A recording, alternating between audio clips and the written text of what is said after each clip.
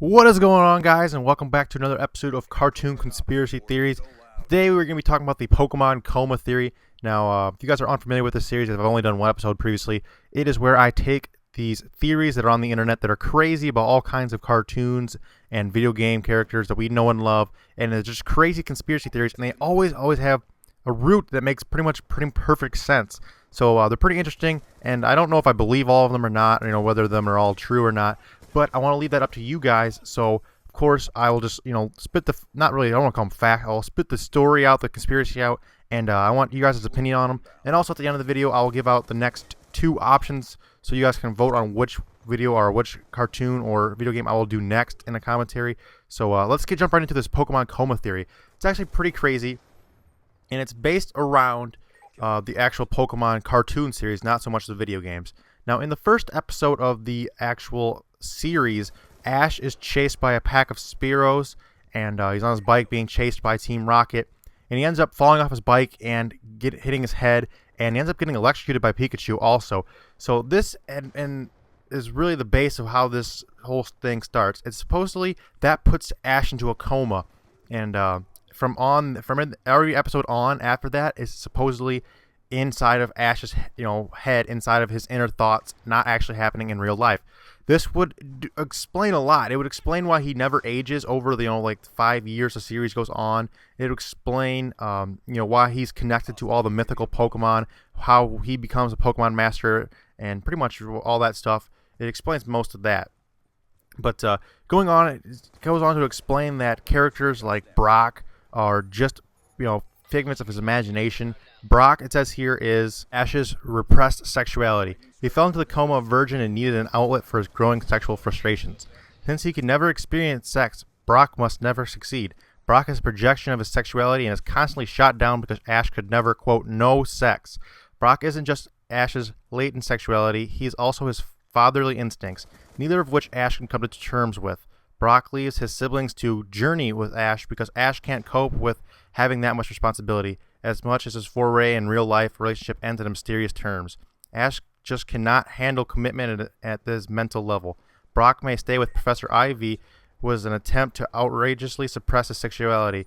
You'll notice that James got much more dialogue in this part of the series, as well as getting more touchy-feely with his Pokemon and getting most of the backstory. Ash didn't enjoy this very much, hence the reason Brock comes back horrified and refuses to speak about it.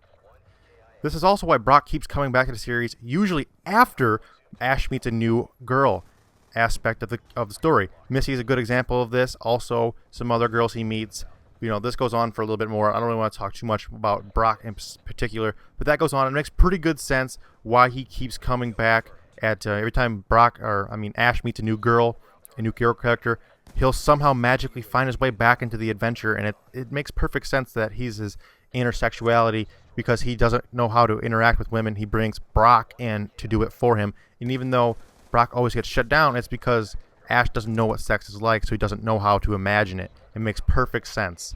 Misty, on the other hand, is Ash's first attempt at a girl he could love. However, being a girl from the real world, all he really knew of her was her anger. As a result, she ended up quite hot-headed in his mind, constantly berating him for his sexuality, but eventually mellowing out as she faded into the background. This is also traumatizing to him, he being attached to it. Since then, he thought of it as anyone around him maturing to adulthood has been blocked out. Anyone who shows sign of quickly growing up is quickly replaced by a more naive villain. This makes perfect sense, because when Ash and Misty started, separating a little bit in the cartoon show, he just replaced her with another girl that was younger, the hot new thing, so to say, that was younger and more naive and actually understood that she wasn't getting older. So it makes way more sense that he does stuff like that. Next up on this little thing here, it talks about some other characters I don't know too much about. I really didn't watch too much of this series as a little kid. I didn't catch the entire series, so I don't know too much about it. But if you do much about it, it talks about Max and Dawn and Tracy. I remember Tracer being the breeder. It talks about Tracy, the breeder, with a possible future for Ash that he's discarded. It's like a future life that he thought he could picture himself doing, but he discarded it. But it's in his mind, so he comes back, and it's one he sent off to work with the professor, is breeding ultimate Ash's father, ideals of his father. When he was disrupted by the dynamic, Ash had a spoiler of other possibilities. Ash's mind is fighting the coma Since Ash viewed this one as a companion, he quickly replaced him with a more threatening rival.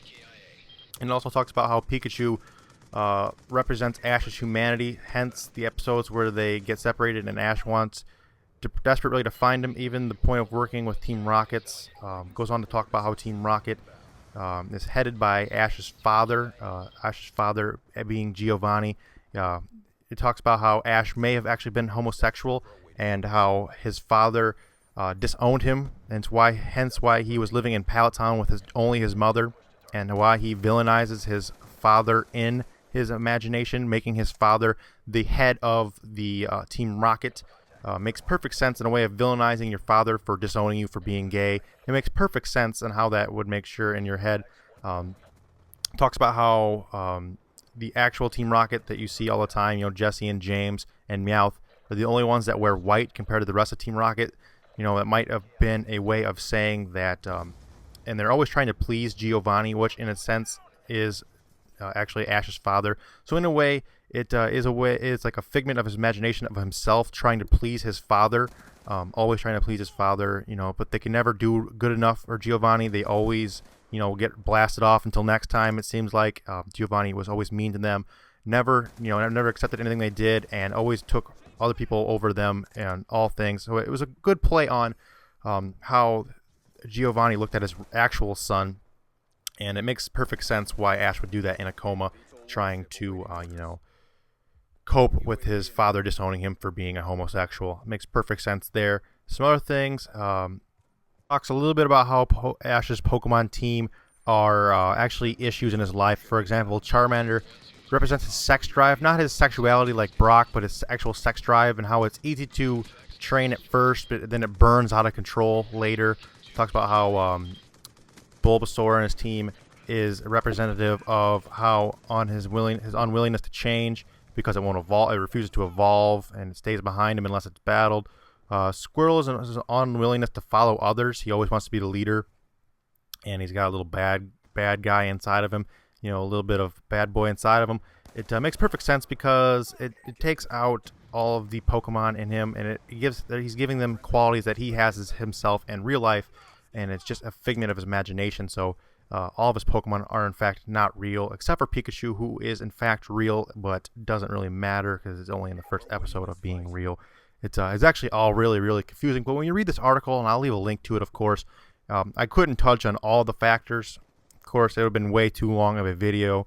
I will leave a link, like I said, in the description. You guys can go over there and check out that full story. It goes on a little more in depth than I did. It fills in some of the gaps that I just couldn't cover.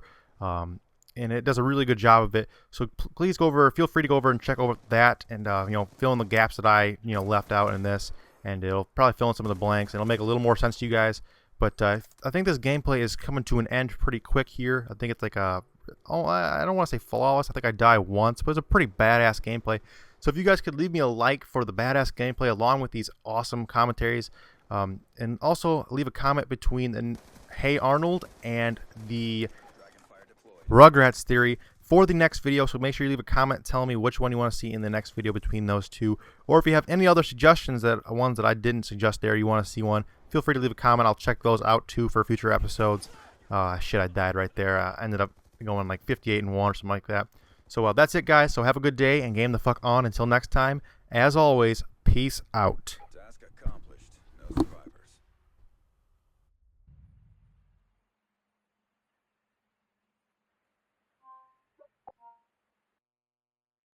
Alright, if you guys are new around here, you guys can feel free to subscribe for more of these videos, or you can click the link on the screen for my previous one, which is the Ed, and Eddy Purgatory Theory. And like I said, subscribe for more of these cartoon conspiracy videos, along with all other coverages of Black Ops 2, Halo 4, Battlefield 3. So that's it, guys. Have a good day and game the fuck on. Until next time. Peace out.